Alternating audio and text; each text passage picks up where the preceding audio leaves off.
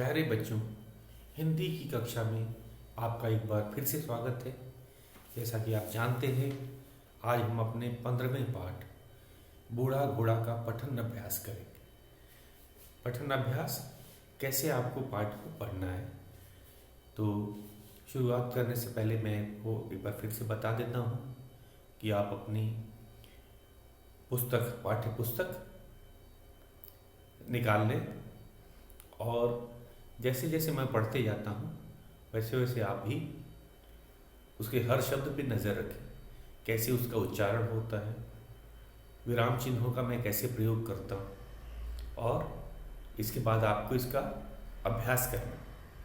तो शुरू करते हैं हम अपना 15वां पाठ बूढ़ा घोड़ा। इटली देश में एंटीनेटो नाम का एक धनी व्यक्ति रहता था। उसके पास एक शानदार अरबी घोड़ा था। एंटीनेटो उसकी अच्छी देखभाल करता था। उसने अपने बगीचे में घोड़े के लिए एक छोटा सा घर बना रखा था। घोड़ा भी बड़ी लगन से अपने मालिक की सेवा करता था। धीरे धीरे घोड़ा बूढ़ा हो चला। अब उससे अपने स्वामी की उतनी सेवा नहीं होती थी। एंटीनेटो को उसका दाना पानी अखरने लगा। एक दिन उसने अपने बूढ़े घोड़े को बाग के बाहर खदेड़ दिया। घोड़ा बेचारा भोजन की तलाश में मारा मारा फिरने लगा। उसे जो भी घास फूस सड़ी गली सब्जियां मिल जाती वह उन्हें खाकर पेट भर लेता। इटली के राजा के महल के बाहर बहुत सुंदर बगीचा था। राजा ने बगीचे के द्वार पर रस्सी में एक घंटी बंधवा रखी थी। जिस व्यक्ति को राजा की सहायता की आवश्यकता होती वह रस्सी खींचकर घंटी बजा देता था। घंटी की आवाज़ सुनकर राजा उस व्यक्ति को अपने सामने बुलवाता, उसकी फरियाद सुनता और उसकी सहायता का प्रबंध कर देता था। एक दिन राजा महल के बाहर निकला तो उसकी नज़र रस्सी पर पड़ी। बारिश और धूप के कारण रस्सी गल सड़ गई थी। राजा ने चौकीदार से कहा, देखो, यह रस्सी गल गई है, किसी के खींचते ही टूट जाएगी। आज ही इस रस्सी को बदल दो। राजा के जाने के बाद चौकीदार ने रस्सी खींचकर तोड़ दी और नई रस्सी लेने चला गया। उस दिन बाजार बंद था। उसे नई रस्सी नहीं मिली। चौकीदार ने सोचा, एक ही दिन की तो बात है, आज मैं घास की रस्सी बांध देता हूँ, कल नई मजबूत रस्सी ले आऊँगा। चौकीदार ने बगीचे से लंबी लंबी घास तोड़ी और उसकी रस्सी बटकर उसमें घंटी बांध दी। तभी भूख से व्याकुल एंटीनेटो का बूढ़ा घोड़ा उधर से आ निकला। हरी घास की रस्सी देखकर उसके मुंह में पानी आ गया। वह रस्सी चबाने लगा। खाते खाते रस्सी को झटका लगा और घंटी बज उठी। राजा ने घंटी की आवाज़ सुनी तो सेवक को बाहर भेजा। सेवक ने आकर कहा, महाराज, फाटक के पास एक बूढ़ा घोड़ा खड़ा है, लगता है वह बहुत भूखा है, इसलिए वह घंटी में बंधी रस्सी ही खा गया। राजा ने तुरंत सेवक को आज्ञा दी, घोड़े को बगीचे में ले आओ और उसे दाना पानी दो। उसने घंटी बजाकर हमारी सहायता मांगी है। यह भी पता करो कि यह घोड़ा किसका है और ऐसे क्यों भटक रहा है। थोड़ी देर बाद सेवक ने आकर सूचना दी, महाराज, ये घोड़ा रईस एंटीनेटो का है, उसने इसे घर से निकाल दिया है। राजा ने एंटीनेटो को बुलवा भेजा। एंटीनेटो राजा के सामने उपस्थित हुआ। राजा ने पूछा, क्या यह तुम्हारा घोड़ा है? जी महाराज, एंटीनेटो ने कहा। तुमने इसे घर से क्यों निकाल दिया? राजा ने पूछा। एंटीनेटो बोला, यह घोड़ा मेरे किसी काम का नहीं है महाराज, यह बूढ़ा हो गया है, इसे रखकर मैं क्या करूँगा। राजा को एंटीनेटो की बात सुनकर बड़ा क्रोध आया, किंतु उसने शांत रहकर कहा, एंटीनेटो, कल तुम बूढ़े हो जाओगे तो तुम्हारे बाल बच्चे ही तुम्हारी देखभाल करेंगे। वे तुम्हें भोजन ढूंढने के लिए सड़कों पर तो नहीं निकाल देंगे। इस घोड़े ने तुम्हारी इतनी सेवा की और तुमने इसे घर से निकाल दिया। राजा की बात सुनकर एंटीनेटो का सिर शर्म से झुक गया। उसने राजा से माफ़ी मांगी। वह घोड़े को घर ले आया और उसकी भली प्रकार से देखभाल करने लगा। तो बच्चों, ये था हमारा 15वां पाठ, बूढ़े घोड़े का पठन अभ्यास। तो इसी तरह आप भी पठन अभ्यास करेंगे, क्योंकि ऑनलाइन क्लास के कारण सभी बच्चों की बारी नहीं आ पा रही है। तो एक बार मेरा एकदम पठन अभ्यास आप सुनेंगे। पठन अभ्यास के समय, सुनते समय आपकी पुस्तक खुली होनी चाहिए, और उसके बाद आप भी उसका एक बार और पठन अभ्यास करेंगे। जैसे मैं अभी एक बार और इस पाठ का पठन अभ्यास करने जा रहा हूँ। आपको यहाँ विराम चिन्ह पे ध्यान देना है। अल्प विराम में कैसे कम देर रुका जाता है, पूर्ण विराम में कैसे रुका जाता है, और जो संवाद होते हैं, संवाद को कैसे बोला जाता है, उस पर ध्यान देना है। और नए जो शब्द हैं उनके उच्चारण पे भी ध्यान देना है। तो शुरू करते हैं अपना 15वां पाठ। एक बार मैं फिर से पठन अभ्यास आपके लिए कर देता हूँ। पाठ 15, बूढ़ा घोड़ा। इटली देश में एंटीनेटो नाम का एक धनी व्यक्ति रहता था। उसके पास एक शानदार अरबी घोड़ा था। एंटीनेटो उसकी अच्छी देखभाल करता था। उसने अपने बगीचे में घोड़े के लिए छोटा सा घर बना रखा। घोड़ा भी बड़ी लगन से अपने मालिक की सेवा करता था। धीरे धीरे घोड़ा बूढ़ा हो चला। अब उससे अपने स्वामी की उतनी देखभाल, उतनी सेवा नहीं होती थी। एंटीनेटो को उसका दाना पानी अखरने लगा। एक दिन उसने बूढ़े घोड़े को बाग से बाहर खदेड़ दिया। घोड़ा बेचारा भोजन की तलाश में मारा मारा फिरने लगा। उसे जो भी घास फूस, सड़ी गली सब्जियां मिल जाती, वह उन्हें खाकर पेट भर लेता। इटली के राजा के महल के बाहर बहुत सुंदर बगीचा था। राजा ने बगीचे के द्वार पर रस्सी में एक छोटी घंटी बंधवा रखी। जिस व्यक्ति को राजा की सहायता की आवश्यकता होती, वह रस्सी खींचकर घंटी बजा देता था। घंटी की आवाज़ सुनकर राजा उस व्यक्ति को अपने सामने बुलवाता, उसकी फरियाद सुनता और उसकी सहायता का प्रबंध कर देता था। एक दिन राजा महल के बाहर निकला तो उसकी नज़र रस्सी पर पड़ी। बारिश और धूप के कारण रस्सी गल सड़ गई थी। राजा ने चौकीदार से कहा, देखो, यह रस्सी गल गई है, किसी के खींचते ही टूट जाएगी। आज ही इस रस्सी को बदल दो। राजा के जाने के बाद चौकीदार ने रस्सी खींचकर तोड़ दी और नई रस्सी लेने चला गया। उस दिन बाजार बंद था, उसे नई रस्सी नहीं मिली। चौकीदार ने सोचा कि एक ही दिन की तो बात है, आज मैं घास की रस्सी बांध देता हूँ, कल कोई मजबूत रस्सी ले आऊँगा। चौकीदार ने बगीचे से लंबी लंबी घास तोड़ी और उसकी रस्सी बटकर उसमें घंटी बांध दी। तभी भूख से व्याकुल एंटीनेटो का बूढ़ा घोड़ा उधर आ निकला। हरी घास की रस्सी देखकर उसके मुंह में पानी आ गया और वह रस्सी चबाने लगा। खाते खाते रस्सी को झटका लगा और घंटी बज उठी। राजा ने घंटी की आवाज़ सुनी तो सेवक को बाहर भेजा। सेवक ने आकर कहा, महाराज, फाटक के पास एक बूढ़ा घोड़ा खड़ा है, लगता है वह बहुत भूखा है, इसलिए वह घंटी में बंधी रस्सी ही खा गया।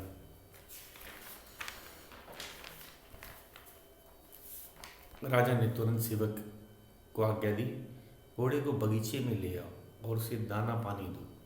उसने घंटी बजाकर हमारी सहायता मांगी है, यह भी पता करो कि यह घोड़ा किसका है और ऐसे क्यों भटक रहा है। थोड़ी देर बाद सेवक ने आकर सूचना दी, महाराज, यह घोड़ा रईस एंटीनेटो का है, उसने इसे घर से निकाल दिया है। राजा ने एंटीनेटो को बुलवा भेजा। एंटीनेटो राजा के सामने उपस्थित हुआ। राजा ने पूछा, क्या यह घोड़ा तुम्हारा है? जी महाराज, एंटीनेटो ने कहा। तुमने इसे घर से क्यों निकाल दिया? राजा ने पूछा। एंटीनेटो बोला, यह घोड़ा मेरे किसी काम का नहीं रहा महाराज, यह बूढ़ा हो गया है, इसे रखकर मैं क्या करूँगा? राजा को एंटीनेटो की बात सुनकर बड़ा क्रोध आया, किंतु उसने शांत रहकर कहा, एंटीनेटो, कल तुम बूढ़े हो जाओगे तो तुम्हारे बाल बच्चे ही तुम्हारी देखभाल करेंगे, वे तुम्हें भोजन ढूंढने के लिए सड़कों पर नहीं निकाल देंगे। इस घोड़े ने तुम्हारी इतनी सेवा की और तुमने इसे घर से निकाल दिया। राजा की बात सुनकर एंटीनेटो का सर शर्म से झुक गया। उसने राजा से माफ़ी मांगी। वह घोड़े को घर ले आया और उसकी भली प्रकार देखभाल करने लगा। तो बच्चों, ये था इसका पाठ का पठन अभ्यास। अब हम इस पाठ के शब्दार्थ और मुहावरों लिखेंगे। इस पाठ में मुहावरे भी हैं और शब्दार्थ भी। तो शुरू करते हैं शब्दार्थ से। तो शब्दार्थ को आपको लिख करके याद करना है नोटबुक में। तो पहला शब्दार्थ है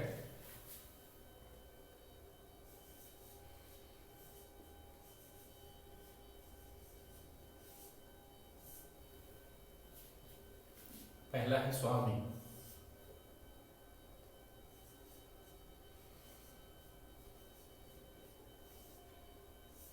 स्वामी का अर्थ होता है मालिक।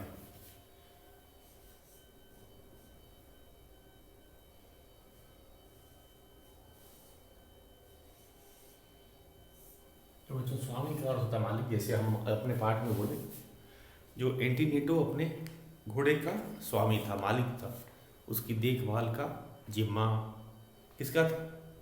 एंटीनेटो का था। तो स्वामी का अर्थ होता है मालिक।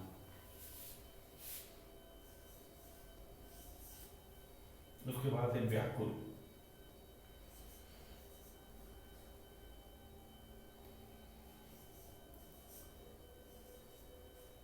व्याकुल का अर्थ होता है घबराया हुआ।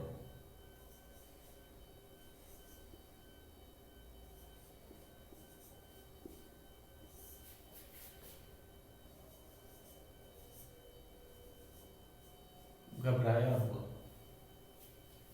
व्याकुल का अर्थ है घबराया हुआ। तीसरा है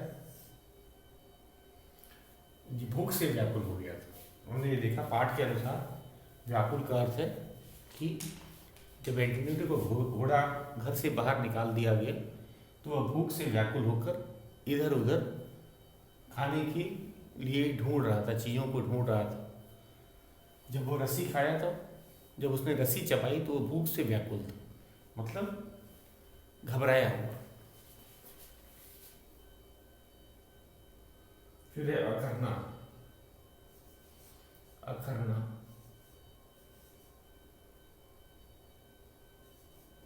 तीसरा शब्द है। अखरना है बुरा लगना, कष्ट होना। तो ये पाठ के अनुसार बताने, बुरा लगना या फिर कष्ट होना। कष्ट होना। तो हमने देखा जब एंटीनेटो का घोड़ा बूढ़ा हो गया और वह उसकी सेवा नहीं कर पा रहा था भली प्रकार से, तो उस बूढ़े घोड़े का जो दाना पानी था, दाने पानी का खर्च एंटीनेटो को अखरने लगा, मतलब उसको बुरा लगने लगा। उसको कष्ट होने लगा कि मैं इस घोड़े पे पैसे क्यों खर्च करूं, जबकि ये तो अब मेरे काम का भी नहीं रहा। तो अखरना का मतलब है एंटीनेटो को बूढ़े घोड़े के दाना पानी का खर्च अखरने लगा, मतलब वो उसे बुरा लगा, उसे कष्ट होने लगा कि मैं इस पे अपने धन या अपना पैसा क्यों खर्च करूं, क्योंकि अब तो घोड़ा मेरे काम का नहीं रहा और यह मुझे खर्चा हो रहा है, मुझे कष्ट हो रहा है, मुझे बुरा लग रहा है कि मैं किसी काम की चीज़, जो काम की चीज़ नहीं उसी पे, उस पे क्यों खर्च करूं। तो अखरना मतलब बुरा लगना। चौथा है सूचना देना। सूचना देना।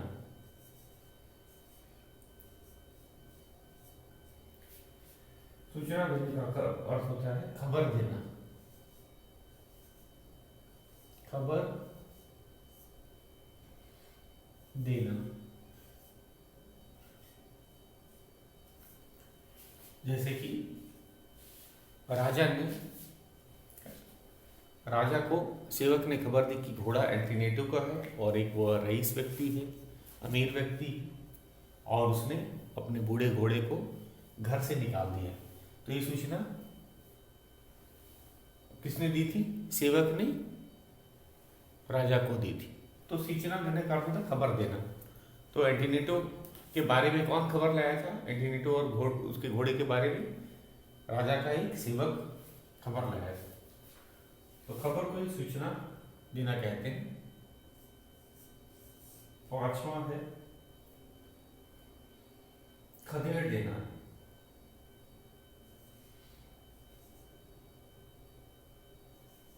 खदेड़ दिया। खदेड़ दिया का अर्थ होता है भगा दिया।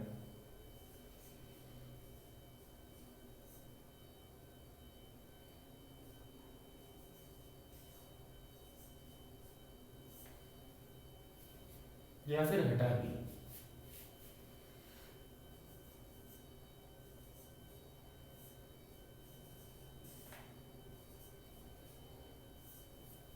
तो हमने पाठ के अनुसार इसका अर्थ पढ़ा। खदेड़ने मतलब भगा देना।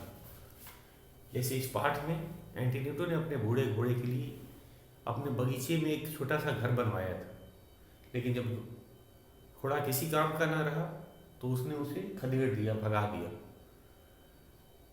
क्योंकि जो जानवर होता है, पालतू जानवर होता है, अपने मालिक को किसी भी कीमत पे छोड़ना नहीं चाहता। अगर मालिक ही उसको भगा सकता है, तो एंटीनेटो ने भी यही किया। घोड़े के बूढ़े हो जाने पर उसने अपने बाग से, अपने घर से उसे खदेड़ दिया। खदेड़ने का अर्थ होता है भगा दिया या हटा दिया। अगला है उपस्थित। छठा है हमारा उपस्थित।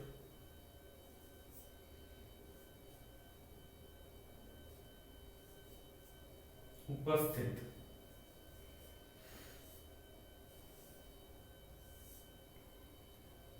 अर्थ है हाजिर।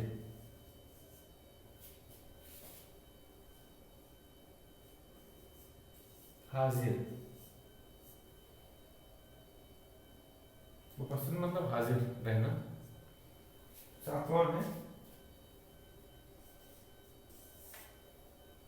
फरियाद।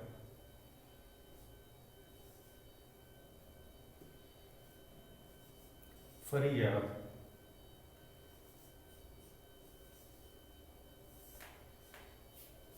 अपराध की शिकायत या दुहाई। अपराध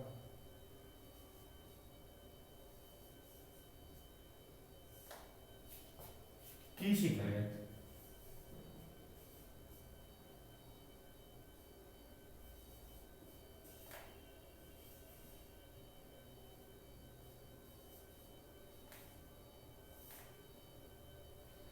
या दुहाई, इसे दुहाई भी कहते हैं।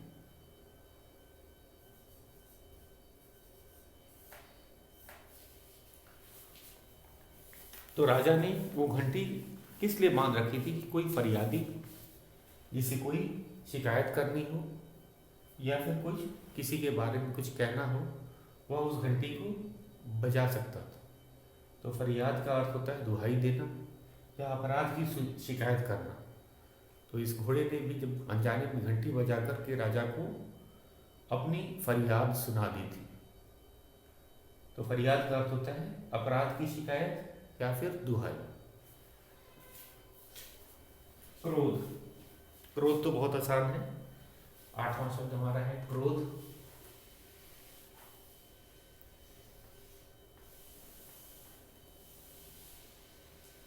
क्रोध का अर्थ है गुस्सा।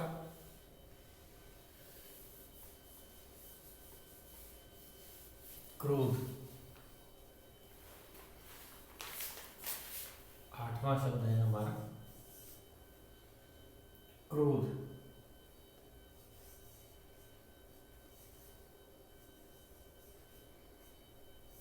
क्रोध का अर्थ होता है गुस्सा।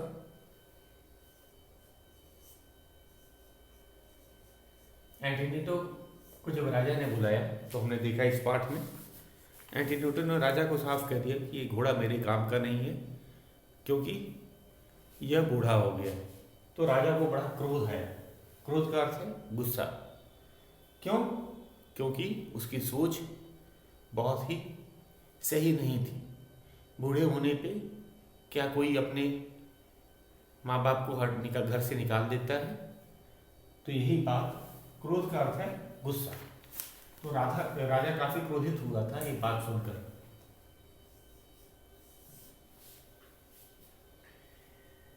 प्रबंध, प्रबंध का अर्थ होता है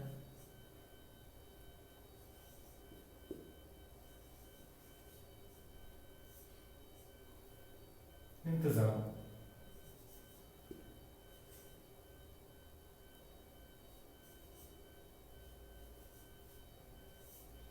प्रबंध का अर्थ है इंतजाम।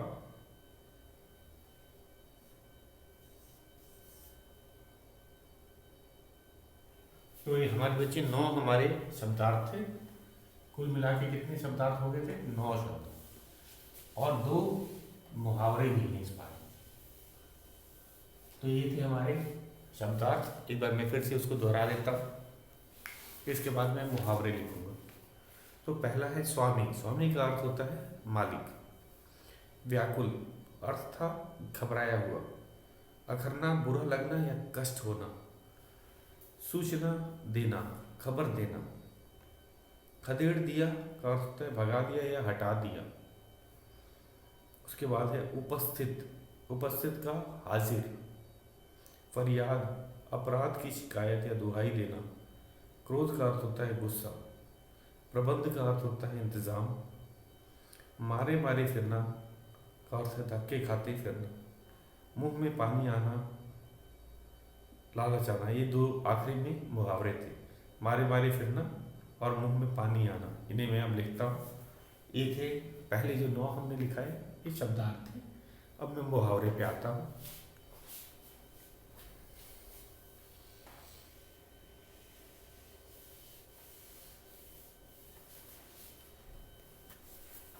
मुहावरे,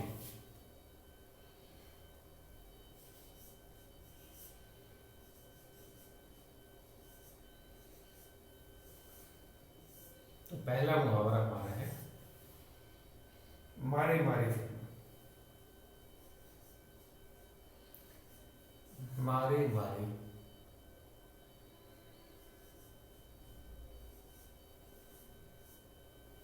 फिरना।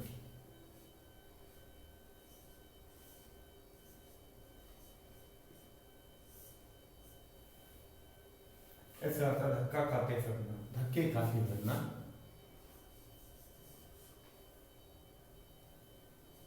धक्के खाते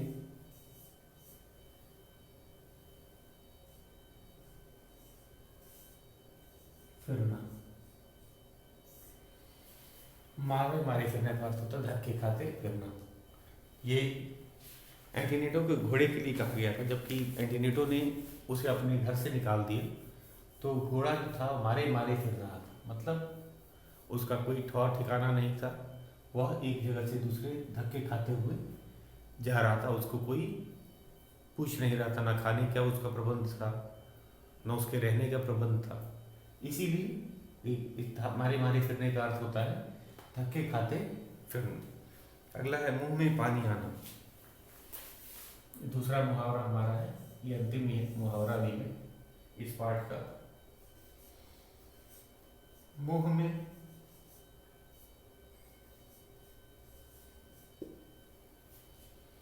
पानी आना।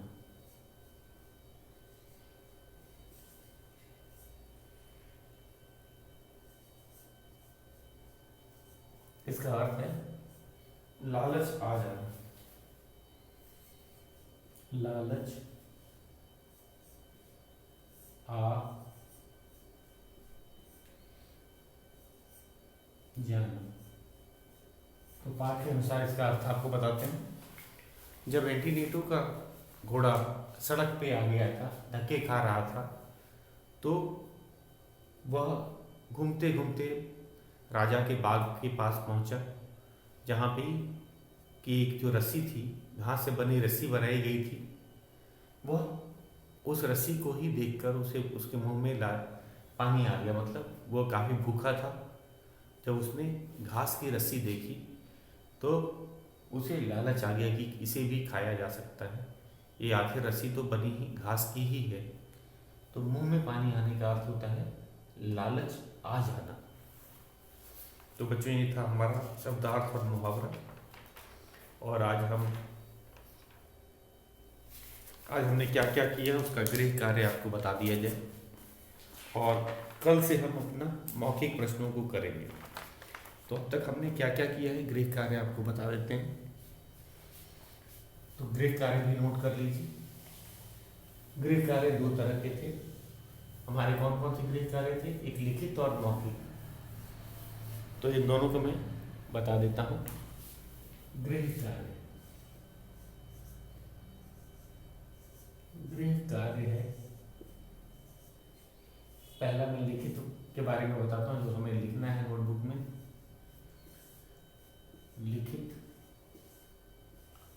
लिखित में आपको इस पाठ का एक पेज सुलेख लिखा, एक पेज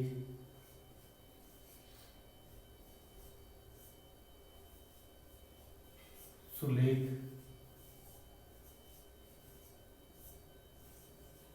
लेखन।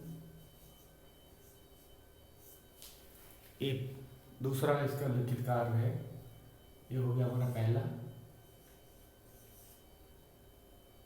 उसके बाद एक चित्र बनाएंगे पाठ से संबंधित। आप एक घोड़े का चित्र बना सकते हैं, चित्र, और रंग भी भरना है इसमें, रंग भी भरें। ये लिखित कार्य में। तीसरा है शब्दार्थ और मुहावरे। आज हमने किए हैं शब्दार्थ, इसे लिखना है। उसके बाद में मुहावरे,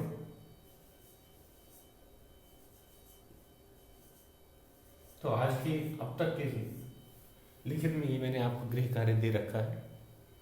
लिखित में एक पेज सुलेख लेखन, इसी पाठ का, जैसा कि आप हमेशा लिखते ही। पाठ से संबंधित चित्र बनाना है। आप एंटीनेटो के घोड़े का चित्र बना सकते हो, और रंग भी भरना है।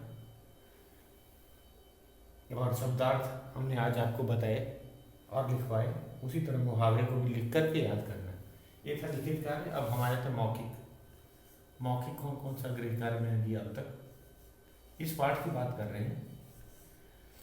मौखिक में पठन, पाठ का पठन अभ्यास, पाठ का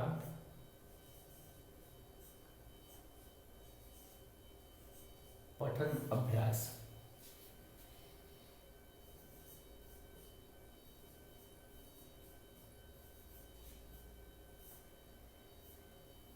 और दूसरा है शब्दार्थ और मुहावरों को याद करना। शब्दार्थ और मुहावरों को याद करना है आपको।